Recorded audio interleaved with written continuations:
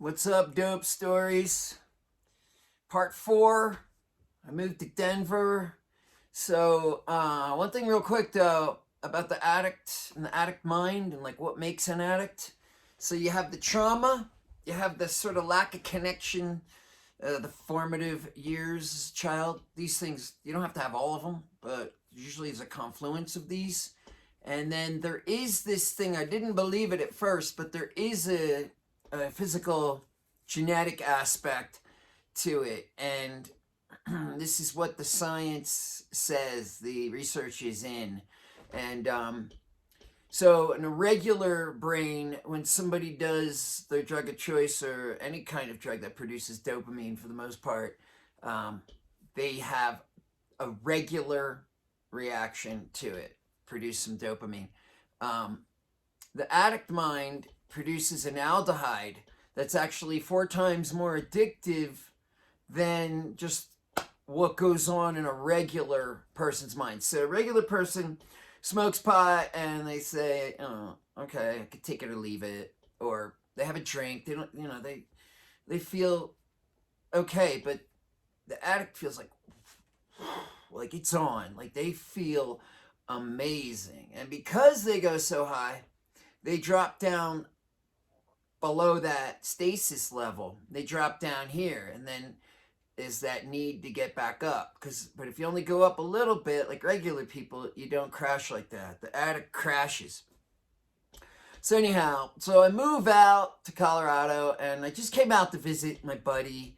And as soon as I got into the airport, I was like, I didn't even see the mountains, just the vibe. I was just like, I'm moving here. Like, I knew it immediately. I'm moving here. And it said in my, yeah. Anyhow, so it was really cool.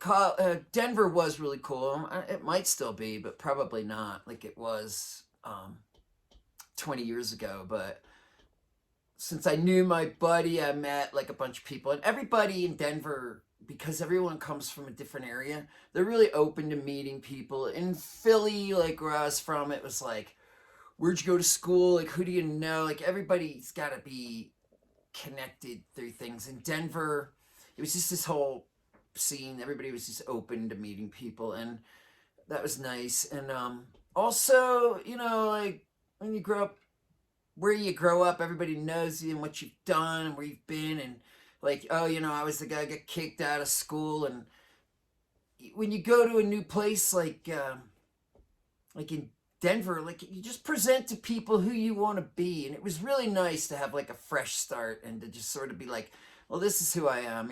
I don't need to tell you about all those things and whatnot. But anyhow, I was getting Vicodin sent out to me from my buddy in Philly. And, we were chewing them up, eating them a few times a week. And it was a lot of fun. It was a lot of fun. And I had gotten into this internet company. Like, we had the idea too. Like, we had, you put the set-top box, and it was really, really, really, we were ready to roll out this idea to 24,000 units for this huge company. And the guy, our CEO guy, that's why I went out. My buddy, he started this company with this guy, and he brought me out, and his partner brought out his buddy from Seattle. But the CEO was like this raging alcoholic, and he just fucked up a few of the meetings. But we had like venture capital lined up, everything in it. But you know what? You don't get blessings if you're living that way. You just don't get blessings. Like, things don't happen for you unless you're either all in or all in. You know what I mean? If you're going to be completely evil, you can get like evil blessings. You got to be completely good living, with God. So, I was in that gray area where your prayers don't get answered, where a lot of people are. A lot of people just wondering, like, why aren't my prayers getting answered? So, doing the Vicodins, and like, then that business thing ended, and I wanted to do my own. I started my own, and that was going okay and everything, but I was building it, and started doing the oxys, right? The 30s and 80s, and that was just like, it's on. This is amazing. You crush it, you snort it.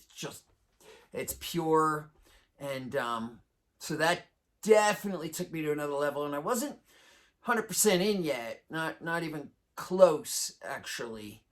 And like I remember my dad was always like, if you just like get married and you just start a business or do something, like I'll start treating you with respect. And so I thought I was kind of there, and I had some, and I was like, yo, what do you think? I got married, I did this, and he just looks at me and he's just like, you haven't done shit. And I was just like, you know what? It was one of those moments, and I was just like, you know what? Fuck it. I gave it a shot. Like, let's ramp the party up another level. And that's like where I was. And so it kind of took off, and I still would try to withdraw. I would withdraw like once a month because I didn't want to be like completely in. Although I just wanted the option. I wanted the option to get out. So I wasn't 100% in, meaning like every day. I would withdraw for like 5 days a month, and at one point I was getting like ketamine for the withdrawals, and that was some weird shit. That turned into some weird stuff. Also, at this point, I was trying not to do the Xanax every single night, and one time I didn't do it for 2 nights, and I had a total grand mal seizure when I was working with those guys in the internet thing, and they came into the office, and my glasses were there broken, and there was blood, and they were like, what the fuck? Did he get abducted or some shit? And no, so it turns out I just had the seizure and just kind of switched off that thing I was talking about before, like a protective mechanism. But I was still like up and about, and I was walking through Denver. Apparently, like I broke my nose. It's the only time I've broken anything. But I was bleeding and just like walking around in a daze. And someone finally apparently sat me down, called an ambulance, and I remember like they gave me the Ipecac in the ambulance, and I woke up kind of like as I was throwing up, and I was like, I looked around the ambulance. I was like, oh, I'm in an ambulance. I'm boom, back in, and then I woke up as I was coming out of the CAT scan, and the doctor's like, are you epileptic? And I was like, no, I was just withdrawing from Xanax. And he's like, all right, you can go. And just felt like someone kicked the shit out of me, and I felt stupid for a week. And then I was back to business as usual. And so I'm doing the oxys, and trying to withdraw once a month. And but like the withdrawal is nasty as fuck, but it still didn't outweigh what I was getting from it. Like I was like, yeah, you know what? You got to pay to play in this life, and this is so much fun. These 3 weeks a month are so much fun that I'll be sick and not sleep for 4 days. And I did that for a long time. And so then eventually they put the kibosh on the oxys, and they made them hard to get, and then also put a chemical in it that you couldn't just crush it and snort it, and wasn't water soluble anymore, and all this stuff. But I was flying to San Diego. I'd leave at like 9 in the morning, 8 in the morning, 10 o'clock flight, get in San Diego, cab 20 minutes down to the border in San Ysidro, over to Tijuana.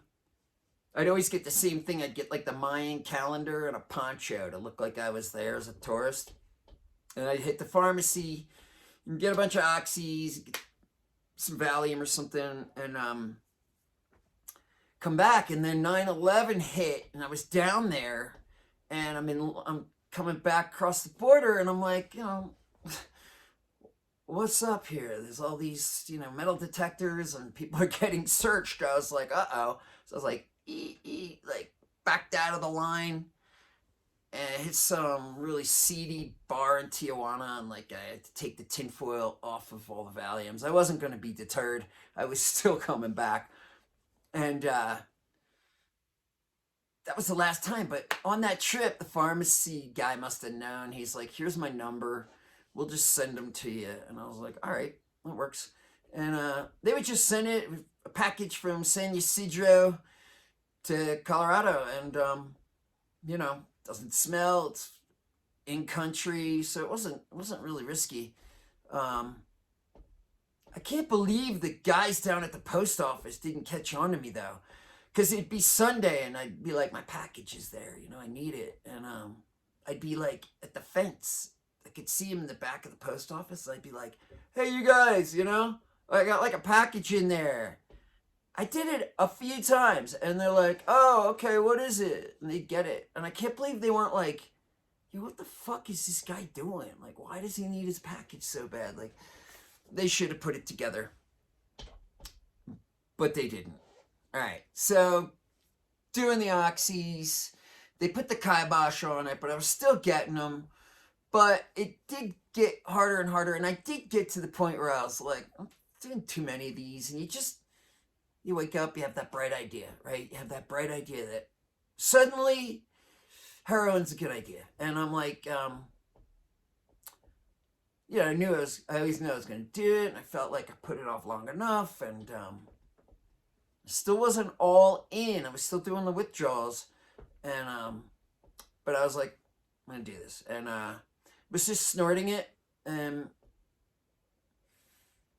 it was like the oxys were good. Once I did the heroin, though, I was like, the oxys, they're good, but they're not.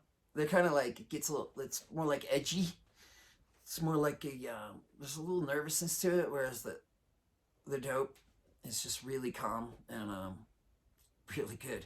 And so I'm starting it, and like if it's really good, you only need like a little bit, but if it's shitty, you need like a line like that. And I was up to needing like fucking, if it was shitty, I'd be doing like maybe 7 of those a day, 8, and like my nose was just getting, it was like my nose was like, no, this isn't working anymore, this is too much. And so I was like, had the bright idea, another bright idea. I was like, you know what? Shooting it seems like an okay idea. It does.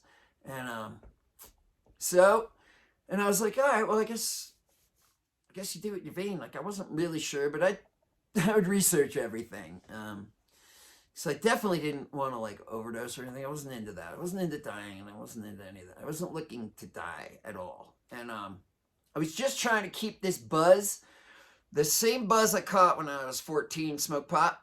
It just took a little more every year, a little more to keep that. It was kind of medicated. Like, people didn't know I was using all this stuff. I remember after rehab, I asked my neighbor, I was like, what the hell did you think of me? And they were like, we just thought you were like always in a good mood. I was pretty fucking good at being an addict. And so I was like, shut up, and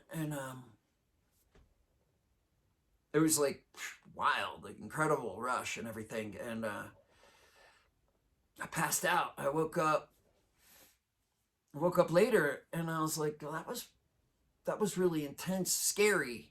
I'm not looking to die, and that was like, I passed out. Like, that sounds like almost overdosing to me. I'm thinking, and I'm not, what a waste. I like to do things like make music and stuff, and I thought the music was good, but it wasn't. I wrote some good songs, but my voice was fucked up, my pitch was fucked up, and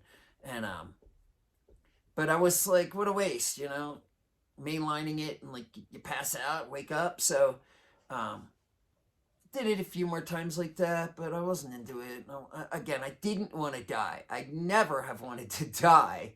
I just wanted to feel good and enhance things. And so I would just put it in my muscle here, my butt or whatever, but just muscling it. And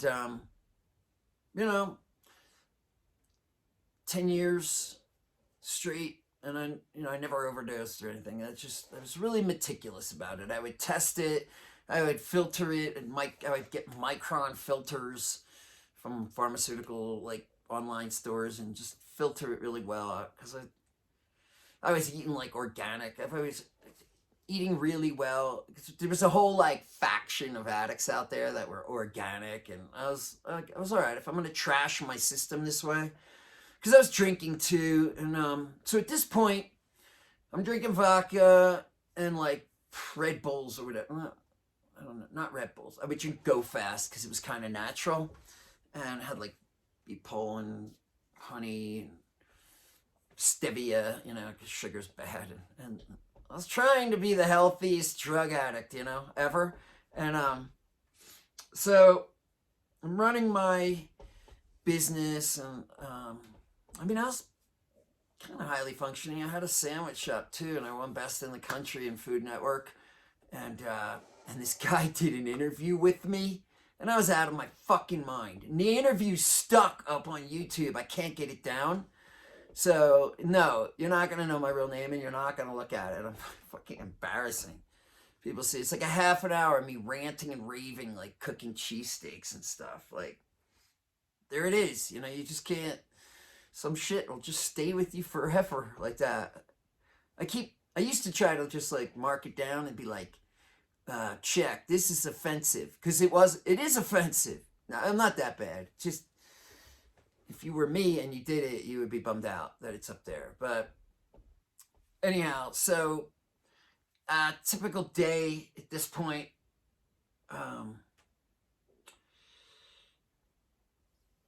Get up, do a little, go to work. 4:00, I'd have a vodka drink, and then I've started to do coke at this point. I'd do like foilies, like smoke them off the foil, and just a lot of foilies and that, and come home, make music all night, and eat the Xanax, and like pass out like in the middle of eating and stuff. Like, I wasn't into doing the Xanax in the daytime, mostly just to like sleep, because the heroin kind of keeps you up in a way. It's like an interesting drug, because it's like shamanistic in a way. Like, you dream, you go into these states of mind where you're dreaming, but you're aware. And speaking of dreaming, at this point, I'm pretty sure it was because of the Xanax. I was having like the craziest dream cycle system, but I would go into a dream, and then I would go into another dream, and it was like levels, and each level got more and more intense and more freaky, and it was always these end times like visions, like FEMA camps, and the world ending, and like riots, and their military in the streets and everything. And like, as far as I know, this shit's real. Like, it's about to happen, right? It really seemed really real, and I couldn't wake up out of it.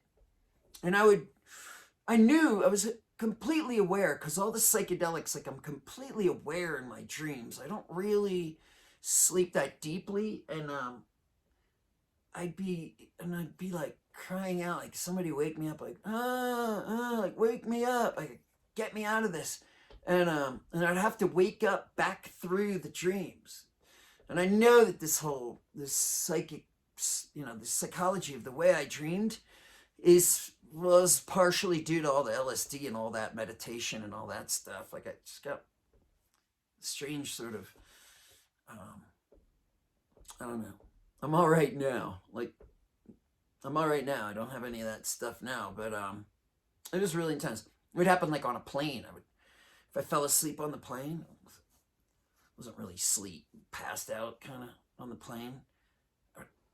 I've been stuck in that dream on the plane and be like, like making noises, like, wake me up. Like, so anyhow, that's not good. So anyhow, at this point, I'm like, I got sick of the withdrawals, and I was like, you know what? I made it this far. I could probably do another 20 years, and then I'd be old enough to call it a life. I made it through, and I'm just gonna do methadone. I can't get off. I just can't get off. I think 10 days was my longest withdrawal, and it just seemed so daunting. It seemed like it would never be okay. And I was like, screw it, do the methadone. So I was doing like 100 milligrams, and I woke up, and I was fine all day. I never had to withdraw again for years.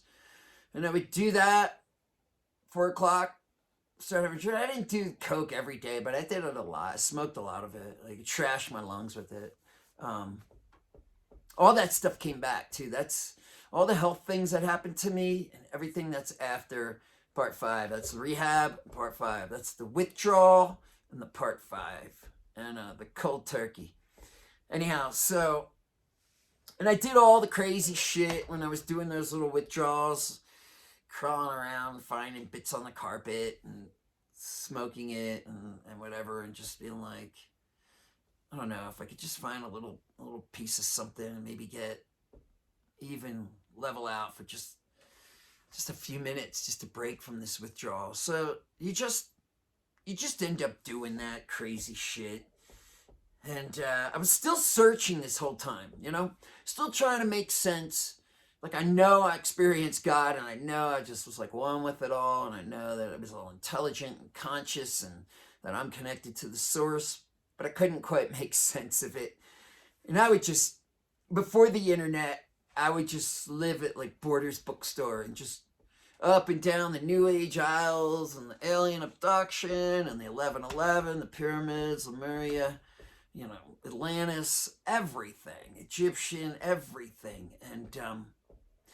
And I'll do a video on where all that led and how it all came together.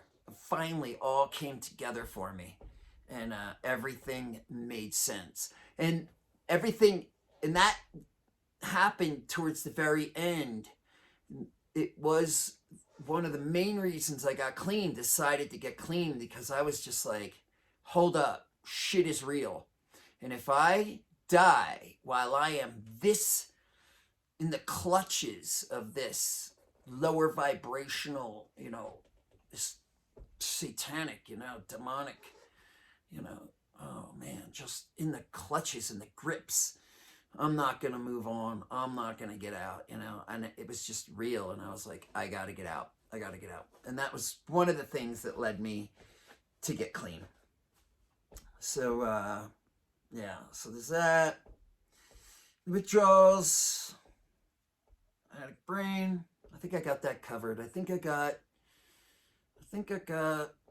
part 4 pretty much covered. So my brother sensed. It was he more than sensed. I was like at a wedding, and I just started like crying to him about some stupid shit. And he called me a couple weeks later. He's like, "Are you ready? Are you ready? Because we found a really good rehab out here, and his son had gone to it, and he's like, we're ready to put you in there." And I said, yeah, I'm ready. And he's like, all right, well then come out next week. And I'm like, whoa, wait a minute. Like, I just need a little time to,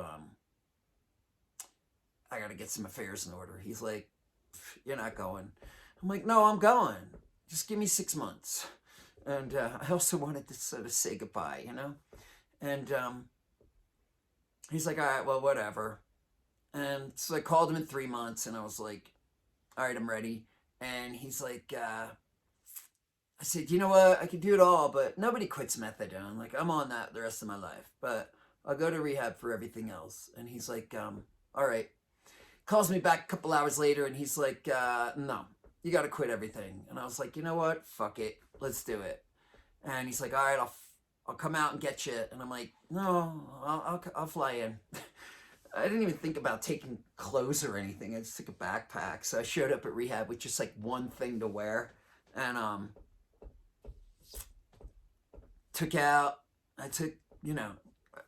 was addicted to all these things. I had to be on them every day. So when I rolled up to rehab, I was, I was high as fuck. And like probably most people who go to rehab, but it was a place in Pennsylvania called Karen. And it was absolutely magical, absolutely horrific, absolutely insane, and but absolutely beautiful. Okay, that's part 5. All right, bye, Dope Stories.